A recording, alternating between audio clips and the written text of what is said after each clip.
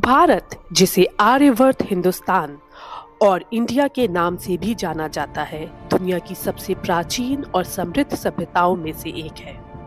यह केवल एक देश नहीं, बल्कि संस्कृति, परंपरा और ज्ञान का एक विशाल सागर है। भारत में कई प्रेस्टिजियस मॉन्यूमेंट्स हैं। आज के समय हमारा देश एजुकेशन में भी आगे बढ़ रहा है। पर क्या आप जानते हैं कि एक समय ऐसा था जब भारत की एजुकेशन सिस्टम का लोहा पूरा विश्व मानता था? जी हाँ, मैं बात कर रही हूँ तक्षशिला एंड नालंदा यूनिवर्सिटीज की, जहाँ पढ़ने के लिए सिर्फ भारत से ही नहीं, पूरी दुनिया से स्टूडेंट्स आते थे। यहाँ पढ़ने वाले खुद को बेहद फॉर्चुनेट, लकी मानते थे, क्योंकि इन यूनिवर्सिटीज में एडमिशन मिलना बेहद मुश्किल था। तक्षशिला यूनिवर्सिटी, ये यूनिवर्सिटी दुनिया के सबसे पुराने विश्वविद्यालयों में से एक मानी जाती है। ये एजुकेशन का एक ऐसा सेंटर था जिसने पूरी दुनिया के विद्वानों को अपनी ओर आकर्षित किया। यह यूनिवर्सिटी प्रेजेंट डे पाकिस्तान के पंजाब प्रांत में स्थित है।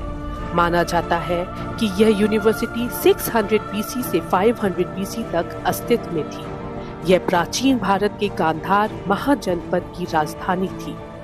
इस यूनिवर्सिटी में एडमिशन पाने के लिए स्टूडेंट्स की मिनिमम एज अप्रॉक्स 16 इयर्स होती थी।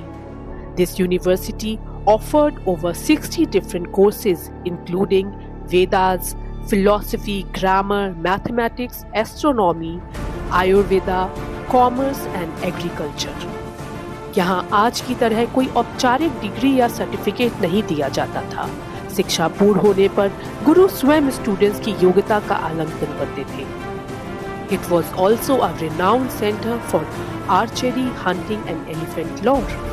कहा जाता है कि जब यह यूनिवर्सिटी अपने पीक पर थी, तब यहाँ more than 10,500 स्टूडेंट्स थे। तक्षशिला यूनिवर्सिटी से कई हिस्टोरिक इन्फ्लुएंशियल पीपल एसोसिएटेड हैं, जैसे चाणक्य यहाँ के स्टूडेंट्स और बाद में प्रोफेसर रहे। उन्होंने यही अपनी प्रसिद्ध पुस्तक अर्थशास्त्र की भी रचना की। चंद्रगुप्त मौर्य, चाणक्य ने चंद्रगुप्त को यही शिक्षा दी और उसे सम्राट बनने के योग्य बनाया। Panini, the legendary grammarian who codified the Sanskrit language also studied here. Charaka, महान आयुर्वेद के विद्वान और चरक संहिता के लेखक थे, जिन्होंने भी अपनी शिक्षा इसी यूनिवर्सिटी से प्राप्त की थी। जीविका, यह एक फेमस फिजिशियन है जिन्होंने Lord Buddha and king Bimbisara का ट्रीटमेंट किया था। इस यूनिवर्सिटी का पतन धीरे धीरे बाहरी आक्रमणों के कारण हुआ।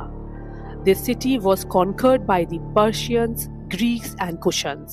The final blow came in the 5th century CE जब हंस ने यहाँ की लाइब्रेरीज एंड बिल्डिंग्स को डिस्ट्रॉय कर दिया। In 1980, the ruins of Takshila were declared UNESCO World Heritage Site. Nalanda university, Nalanda university प्राचीन भारत का सबसे महत्वपूर्ण और विश्व प्रसिद्ध शिक्षा केंद्र था। बिहार के मगध में स्थित यह विश्वविद्यालय ज्ञान का एक ऐसा स्तंभ था जिसने सदियों तक पूरी दुनिया को आलोकित किया। इसकी स्थापना 5वीं शताब्दी में सम्राट कुमारगुप्त फर्स्ट ने की थी। यहाँ केवल भारत से ही नहीं, बल्कि चीन, Japan, Korea, Tibet, Sumatra, Indonesia से भी छात्र पढ़ने आते थे। जब यह यूनिवर्सिटी अपने ग्लोरियस पीक पर थी, तब यहाँ लगभग 10,000 स्टूडेंट्स और 2,000 टीचर्स रहते थे। यहाँ प्रवेश पाना बहुत कठिन था। विश्वविद्यालय के द्वारपाल ही स्टूडेंट्स का ओरल टेस्ट लेते थे। जो स्टूडेंट्स उस टेस्ट को पास कर पाते थे, उन्हें ही अंदर प्रवेश मिलता था।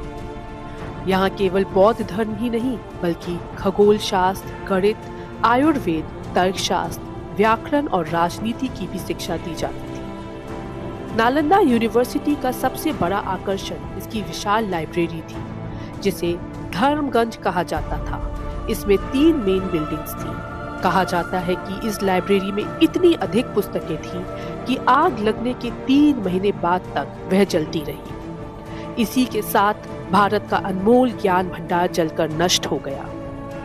इस यूनिवर्सिटी में पढ़े कुछ फेमस स्टूडेंट्स हैं Aryabhata, Nagarjuna and Dharmapala. The Chinese traveler Xuanzang spent years at Nalanda University. The university's decline was marked by multiple invasions, but the final blow came in 1193 CE by a Turkic general Bakhtiyar Khilji. Year 2016 में नालंदा के खंडरों को विश्व धरोहर स्थल घोषित किया गया था। फ्रेंड्स, यदि आपको आज के वीडियो में कुछ भी अच्छा लगा हो तो चैनल को सब्सक्राइब करना ना भूलें, वीडियो को लाइक करें, शेयर करें। थैंक यू एंड जय हिंद।